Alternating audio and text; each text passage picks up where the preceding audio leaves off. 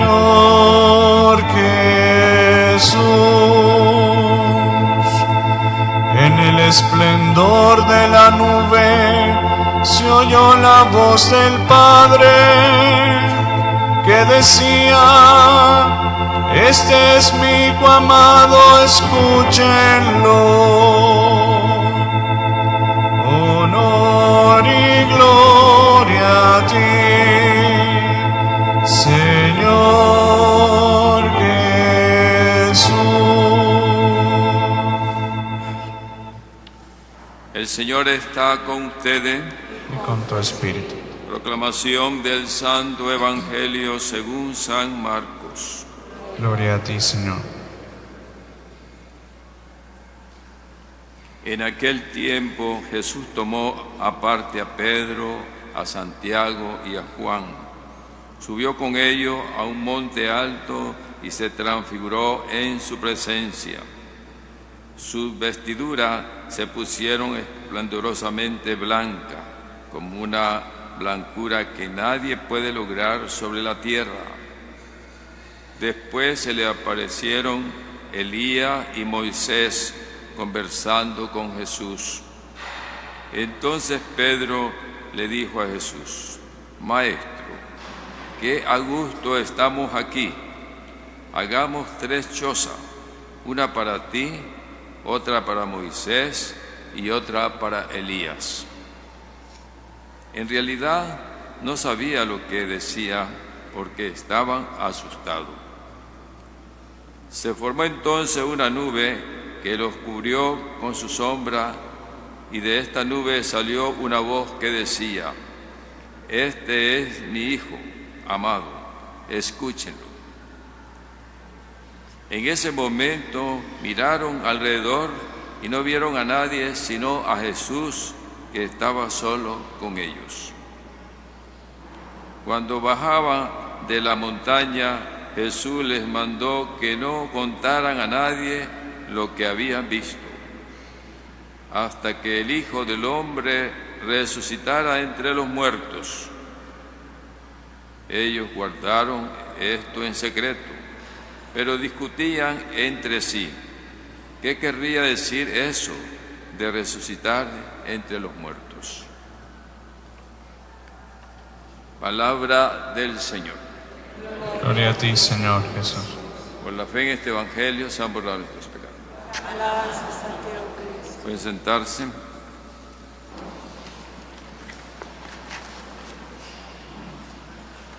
Celebrando pues el segundo domingo de Cuaresma, avanzando en la oración, en la meditación, en el camino propicio de esta Cuaresma de gracia, de misericordia de nuestro Dios. En el primer lugar, detengámonos nuestra mirada en Abraham, que caminando con Dios por muchos años, transformó su alma y aprendió que la vida misma es una promesa de Dios, ¿verdad? Hemos venido a este mundo con la promesa de que Dios es nuestro Padre, que Dios nos va a salvar de todo lo malo y que nos espera lo mejor, la gloria del Señor. Abraham sabe que a pesar de las circunstancias y los momentos, claro, oscuros de la vida y las contrariedades, toda persona que se decida a vivir para el Señor ve cumplidas las promesas de Dios que desbordan las propias expectativas. Pero la realización de las promesas de Dios no le ahorra a uno o al creyente los sufrimientos. Está marcado también por los sufrimientos y la espera. ¿Cuánto esperó Abraham para tener un hijo? Mucho.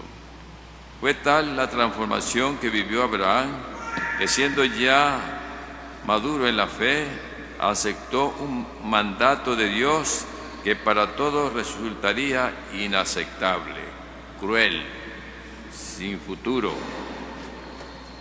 Pero para Abraham sabe que la realización de las promesas de Dios depende enteramente del poder de Dios y de la confianza que seamos capaces de depositar en Él, ¿verdad? Una voz que le dice a Abraham, es Dios mismo, ¿verdad?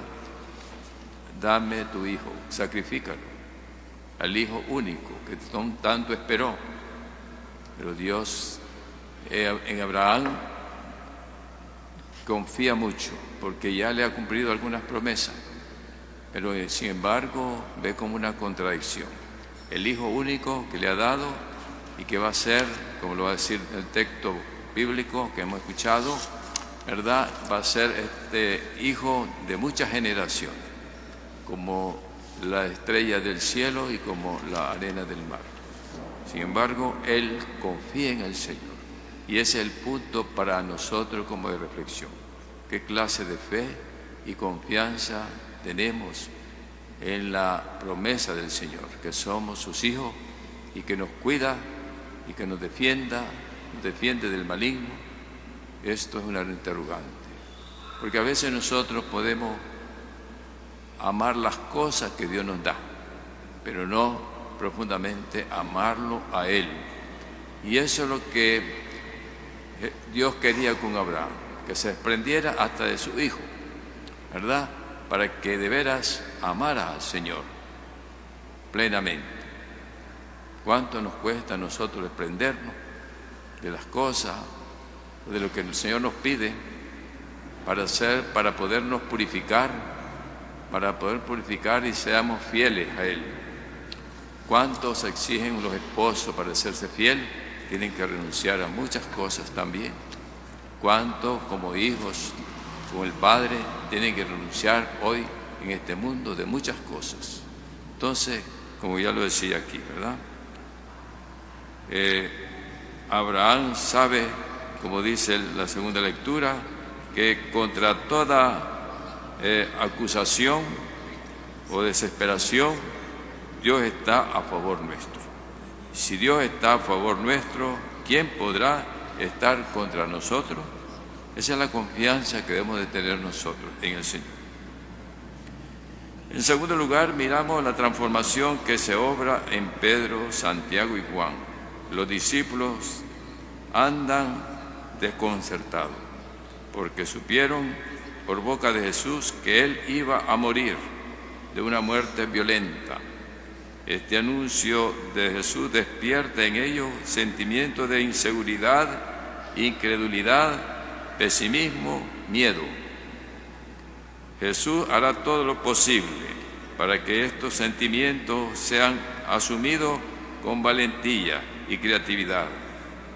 La transformación que se obra en Pedro, Santiago y Juan, de las inseguridades, de la certeza, de la inseguridad a la certeza, de la incredulidad a la fe, del pesimismo a la esperanza y del miedo a la valentía, es un camino válido también para todos nosotros.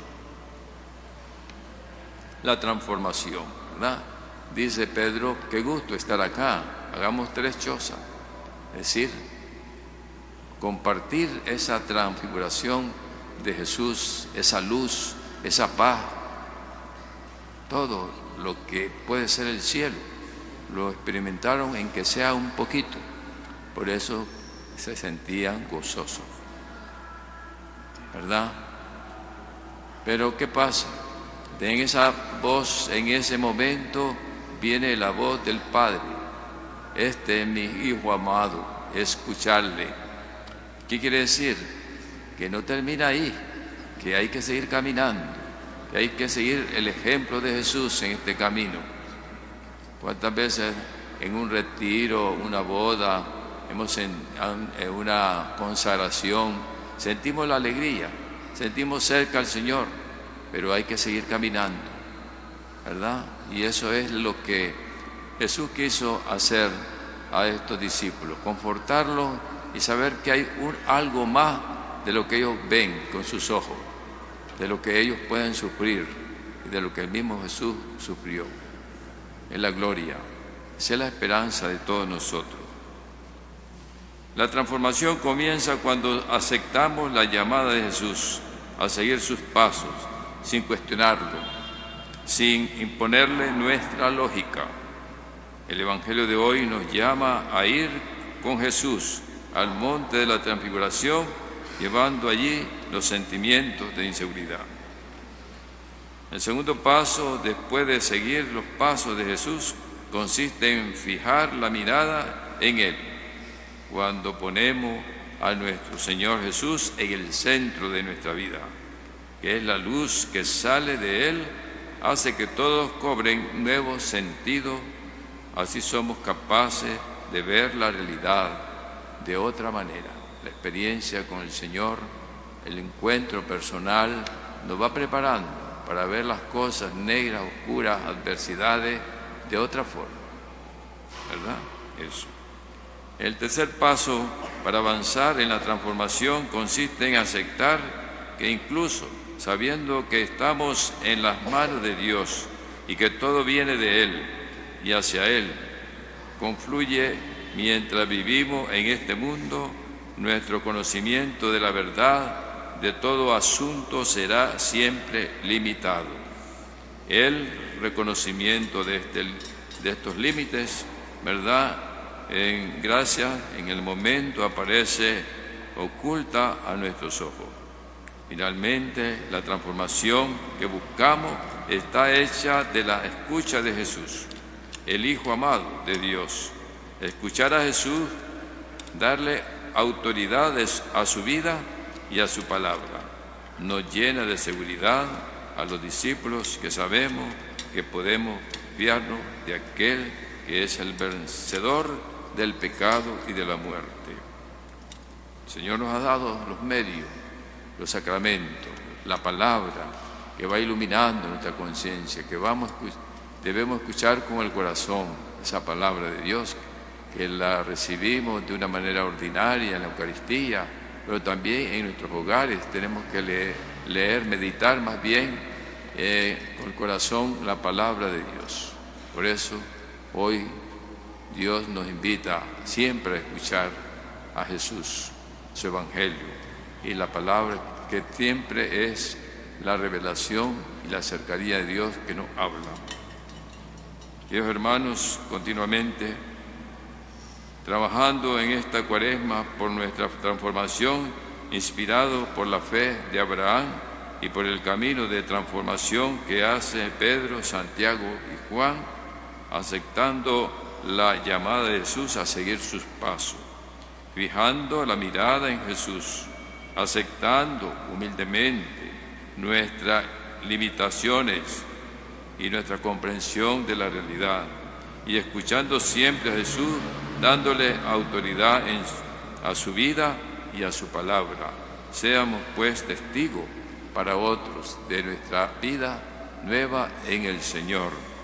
Que eso vayamos pues, hermanos, en ese camino. No olvidemos la figura de Abraham, no olvidemos la figura de estos apóstoles que fueron también preparados para asumir la cruz, las adversidades, las acechanzas y las pruebas de este mundo. Que Dios nos bendiga y nos dé la perseverancia final. Pongámonos en pie para profesar nuestra fe.